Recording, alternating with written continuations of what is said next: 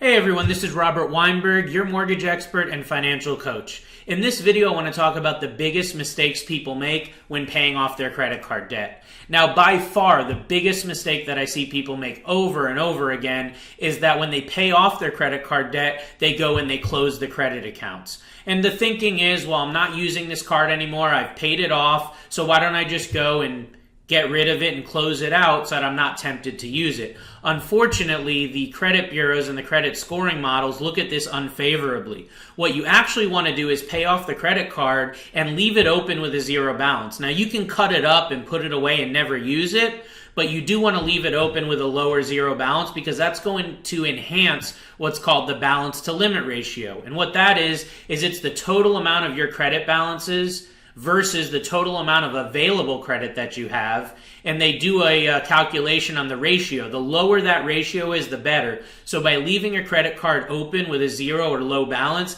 it's going to enhance that ratio and lower it so that you're actually going to maximize your credit score.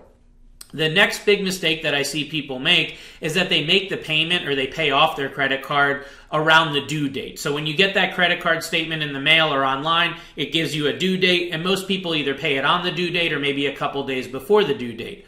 But what you don't realize is that the credit card company actually reports your balance not on the due date, but on what's called the statement end date or the statement close date. You can go online, contact your credit card company, or look on the statement for that date that the statement closes or ends. That is the date that you actually want to make your credit card payment around. Ideally, you want to pay it anywhere from 1 to 3 days before that statement end date, because most creditors report your balance a day or two after that statement end date. So here's an example. If you have a $1,000 credit card that you're going to pay in full and you pay it on the due date, well, it's going to report a $1,000 balance. But if you just make one little tweak to the timing of that payment and you make that $1,000 payment to pay it off just a day or two before that statement end date or close date, then it's actually going to report a zero balance, which is going to enhance and lower that credit to limit ratio or debt to limit ratio that we were talking about earlier. So what you want to do is you want to pay that payment a couple days before that statement end date.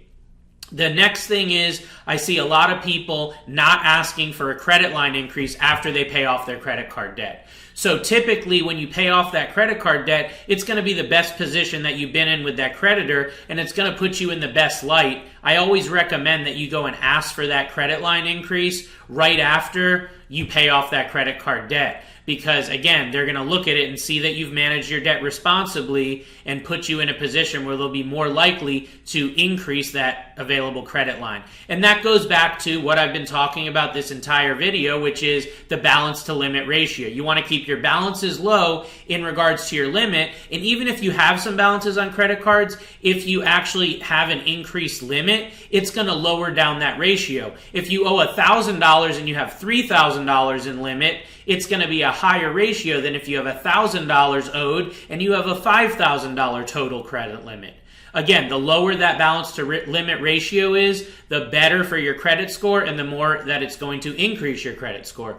So I hope that these couple little tweaks and tips in your strategy of paying off your credit card debt have been of value to you. If you're somebody that's getting ready to get pre-approved to buy a home, or you want to increase your credit because you might want to refinance if you're a homeowner and have some properties, I'm more than happy to help with that. I've been doing this over 15 years and I've helped thousands of clients. You can always reach out for a free no obligation consultation with me. You can reach my office either via social media, or you can text or call directly at 860-413-3938.